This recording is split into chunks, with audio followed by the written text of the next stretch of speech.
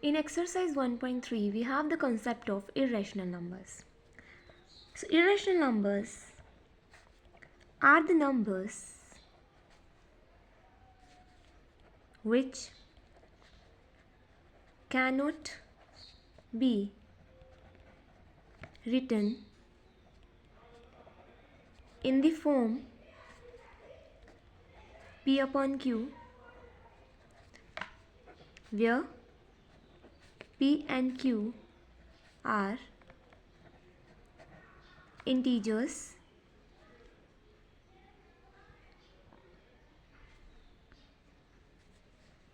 and Q not equal to 0. Irrational numbers वो numbers होते हैं जिन्हें हम P अपॉन Q की फॉर्म में नहीं लिख सकते हैं. ये नंबर्स हमारे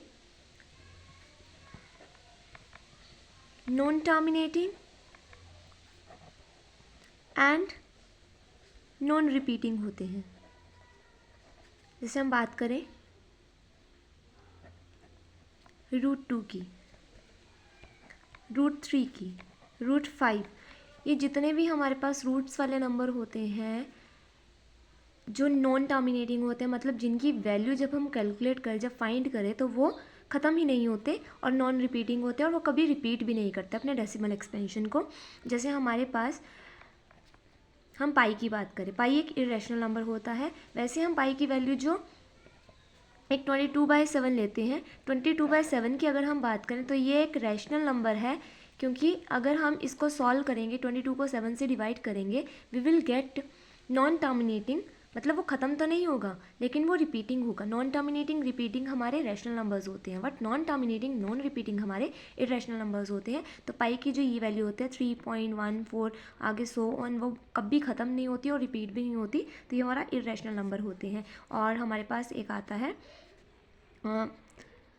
1.010010001000001. तो ये हमारे पास ये भी, मतलब इस तरह के नंबर भी नॉन टर्मिनेटिंग नॉन रिपीटिंग है कि ये ख़त्म नहीं हो रहे और रिपीट भी नहीं हो रहे, तो ये हमारे इरेशनल नंबर होते हैं. So we have question number 1 of exercise 1.3. Prove that √5 is irrational. √5 को इरेशनल नंबर प्रूफ करने के लिए अब यहाँ पे हमारे पास इस तरह के जो भी स्टेप यहाँ किए गए हैं, the same steps will be followed for every question. Like यहाँ पे रूट वाले क्वेश्चन जहाँ भी हमें इरेशनल पूछा जाएगा उसको प्रूफ करने के लिए हम यही पैटर्न जो है वो, मतलब यही स्टेप्स यूज़ करेंगे. सो इसको ध्यान से समझ लेना.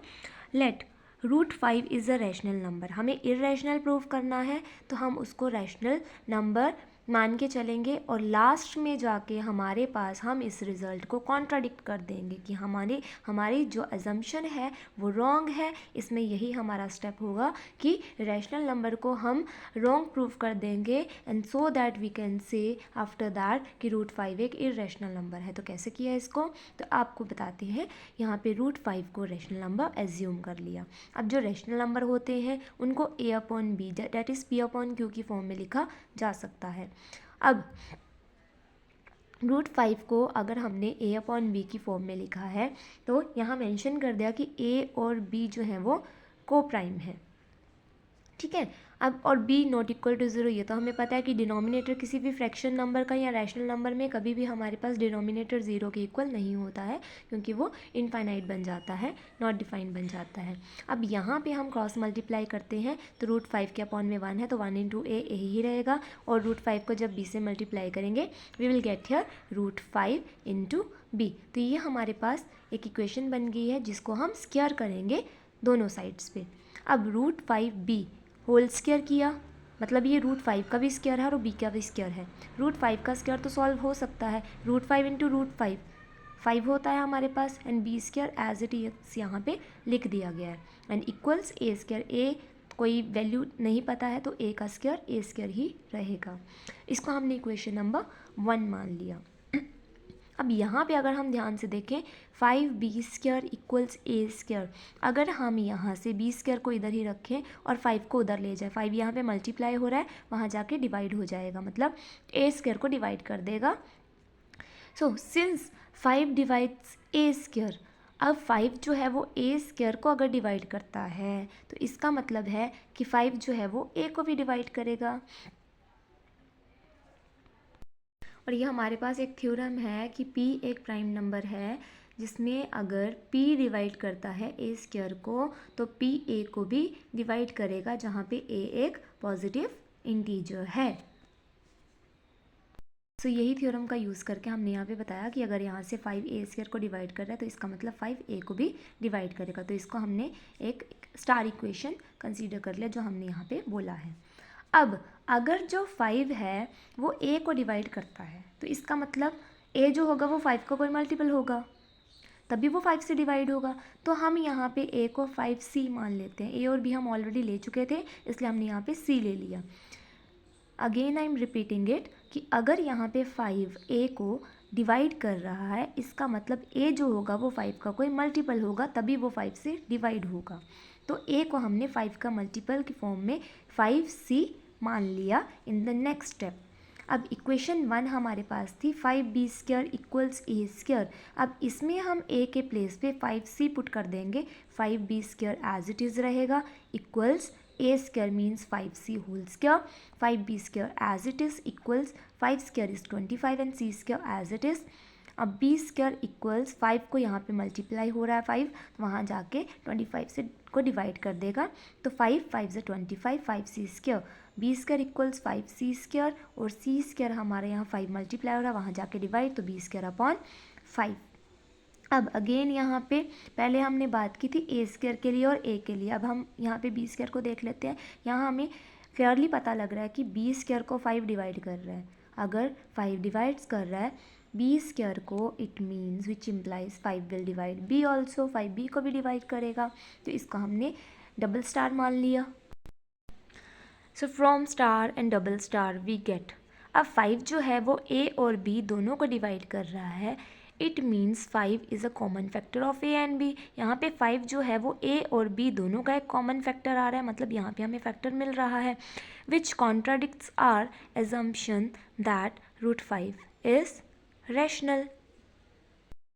अब वहाँ हमने मेंशन किया था कि ए और बी हमारे को प्राइम नंबर्स हैं, तो यहाँ पे हमने बोला कि 5 जो है कॉमन फैक्टर आ रहा है ए और बी का, तो हमारी ये एजम्पशन ही कॉन्ट्राडिक्ट हो जाती है, मतलब रॉन्ग प्रूव हो जाती है। तो हेंस वी कैन से √5 इज़ एन इरेशनल। यहाँ पे जितने भी क्वेश्चंस आएंगे √2 √5 √6 √7 ये सारे इसी प्रोसीजर से होंगे।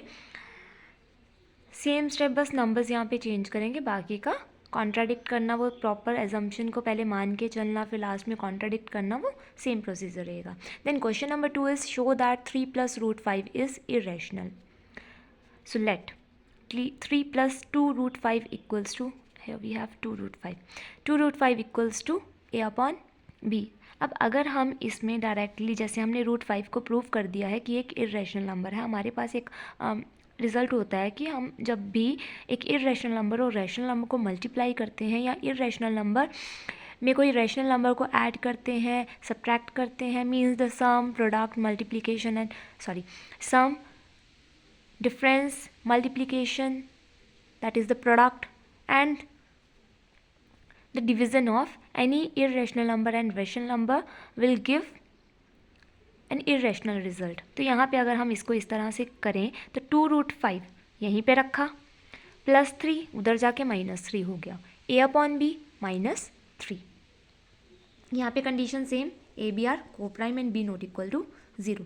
2 √5 इक्वल्स, यहाँ पे b अगर हम एलसीएम ले लें, 3 का अपॉन में कुछ नहीं है तो b एलसीएम आ गया and a as it is minus, क्योंकि जब इनमें कॉमन फैक्टर नहीं होता तो हम क्रॉस मल्टीप्लाई कर देते हैं, a × 1 a -3 × b, a -3b upon b, 2 √5 ये आ गया। अब √5 हमारे पास है a -3b अपॉन 2b, क्योंकि 2 यहाँ मल्टीप्लाई हो रहा है, वहाँ जाके b के साथ मल्टीप्लाई हो जाएगा, मतलब इसको डिवाइड कर देगा, तो 2b आ गया।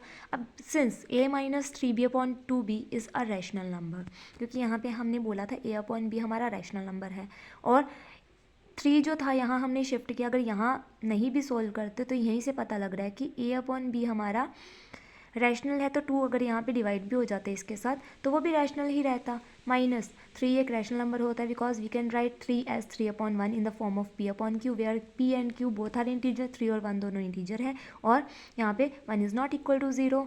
तो हमारे पास ये नंबर जो हमें राइट हैंड साइड पे मिल रहा है ये एक रैशनल नंबर, यहाँ से हम बता सकते हैं कि एक रैशनल नंबर है।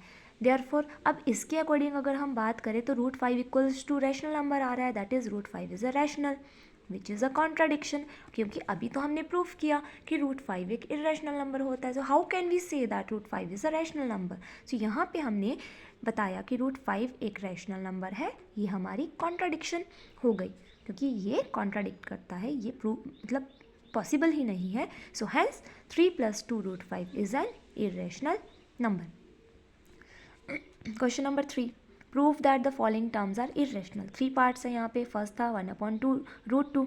अब √2 को अगर हम प्रूव कर दें कि वो इरेशनल है तो 1/√2 भी इरेशनल हो जाता है। तो यहाँ पे हमने 1/√2 को सेम √5 की तरह ही रैशनल मान के चले।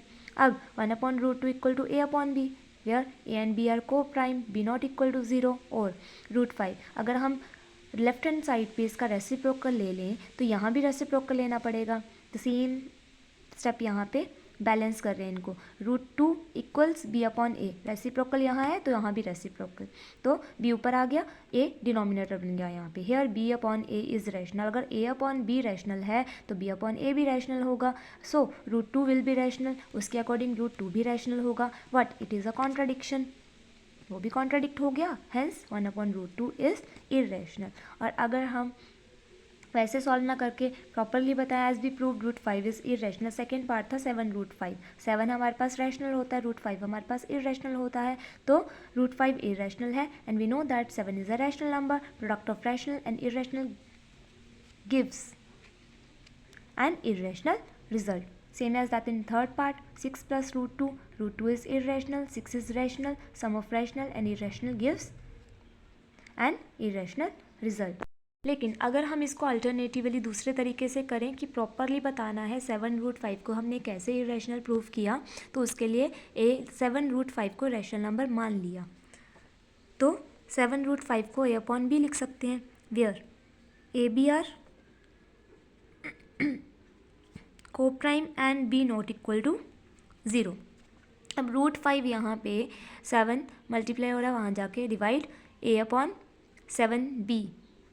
सो a रैशनल है, b रैशनल है, सॉरी a/b रैशनल है, 7 उसके साथ 1/7 रैशनल नंबर होता है हमारे पास, a/7 भी रैशनल नंबर आ गया। सो √5 विल बी रैशनल और this is a contradiction as √5 is irrational, therefore 7 √5 is irrational. Third part था इसका 6 + √2। Again let 6 + √2 is rational number, that is 6 + √2 equal to a/b। same a and b are co-prime and b not equal to 0। √2 को इधर रखा, 6 यहाँ plus हो रहा है, वहाँ जाके माइनस हो जाएगा, a/b -6। अगर इसको भी ना लिखें तो यहीं से बता सकते हैं a/b रैशनल है, हमने यहाँ पे बोला, और 6 हमारे पास रैशनल नंबर है। Subtraction of to rational number will give you rational result. So since a - 6b/b is rational, therefore √2 is rational, but it is a contradiction because √2 is irrational, hence 6 + √2 is an irrational number। In questions को करने का same procedure था। This was all about exercise 1.3 of real numbers.